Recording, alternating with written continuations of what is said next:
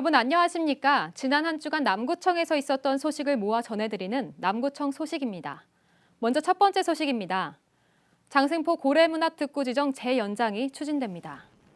남구청은 올 연말 만료되는 장생포 고래문화특구 지정 기한을 2025년까지로 연장하는 장생포 고래문화특구 변경계획 수립 용역에 착수했습니다.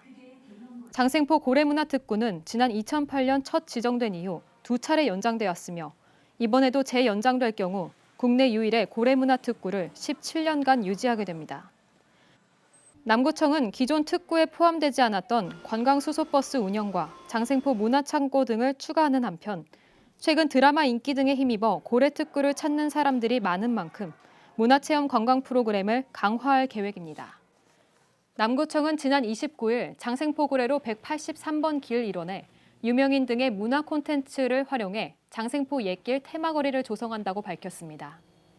남구청은 테마거리 740m 구간에 장센옛길 진입부 게이트와 노랫말 벽화 조형물 등을 설치해 시민들의 옛길 이용을 활성화하고 인근 고래문화마을 등과 함께 지역관광 활성화에 도움이 될 것으로 기대한다고 전했습니다. 사업비는 특별조정교부금과 특별교부세, 구비를 포함해 모두 14억 원이 투입되며 이달 착공해 오는 2023년 2월 준공 예정입니다. 남구청은 오는 10월 개최되는 전국체전을 앞두고 숙박업소 주변 음식점의 위생관리 수준 향상을 위해 다음 달 8일까지 먹거리 보안관을 운영합니다. 먹거리 보안관은 소비자 식품위생감시원 등 10개 조 20명으로 구성되며 숙박업소 주변 식품 접객업소 1,860곳을 대상으로 다음 달 8일까지 6일간 활동합니다. 먹거리 보안관은 영업자 준수사항을 비롯해 조리장 위생관리와 식품위생법 위반 행위 등에 대해 현지 계도하고 지적사항에 대해서는 담당 공무원이 재점검하게 됩니다. SK이노베이션 노동조합이 지난 26일 남구청을 방문해 남구 지체장애인 단체 지원을 위한 성금 1,000만 원을 울산 사회복지공동모금회에 지정 기탁했습니다.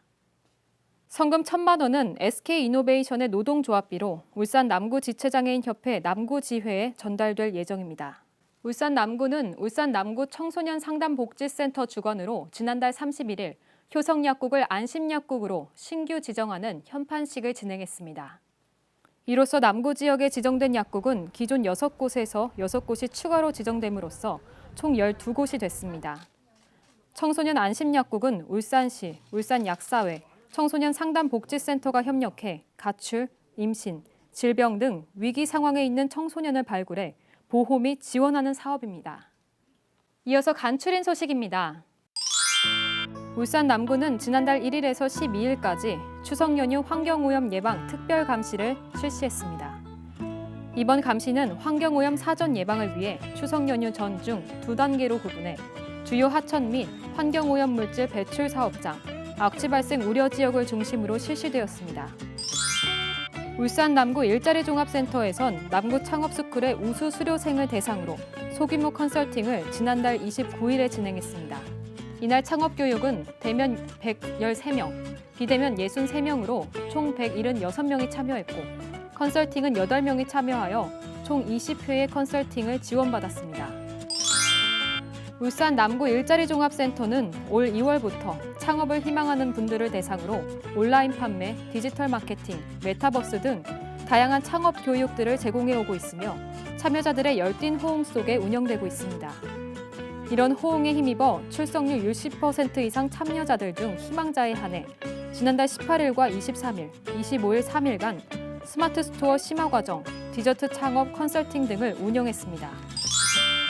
오르비텍에서 지난달 26일 울산 분석센터 신축 관련 안전기원제를 실시하며 후원금 300만 원을 울산 사회복지공동모금회에 지정 기탁했습니다. 또 서남동 지역사회보장협의체는 지난달 29일 저소득 가구 30세대에 온누리 상품권을 전달했으며 신정호동 지역사회보장협의체는 지난달 29일 대한적십자사 울산지사를 방문해 직접 만든 빵을 전달하는 등 추석을 맞아 남구 곳곳에서 온정의 손길이 잇따르고 있습니다. 지금까지 남구 소식이었습니다. 고맙습니다.